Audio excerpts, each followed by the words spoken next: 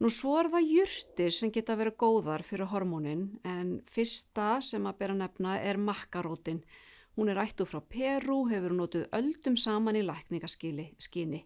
Hún er talin vera orkugefandi, hefur hormónujafnandi áhrif og getur virkað kynörvandi fyrir sumakonur. Nú svo það ashwagandha sem er önnur jurt sem er þekkt fyrir að koma jafnvægi á kortisólið og þar að leiðandi hjálpa líkamanum að takast á við streitu og hefur hormónujafnandi áhrif. Nú þessi jurt getur einnig hjálpa til við hitakóf. Nú og síðastu jurtin sem er langar að nefna er artigrút eða burnirót eins og hún heitur í íslensku sem er náttúrulegt efni sem eykur viðnám líkamans gegn streitu. Burnirótin er einnig þekkt fyrir að vera orkugefandi og er talin góð fyrir kynhvötina.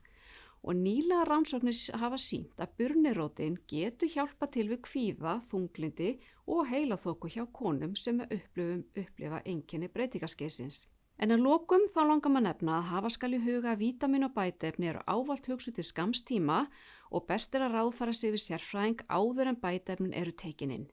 Ef þú tekur lyf er nauðsynlegt að ráðfæra sig við lyfjafræðing eða annað sérfræðing. Ef þið hafa einhverjar spurningar, endilega hafið samband við lyfjafræðing, hjúkrunarfræðing eða aðra sérfræðinga hjá lyfju. Takk fyrir mig og góðan dag.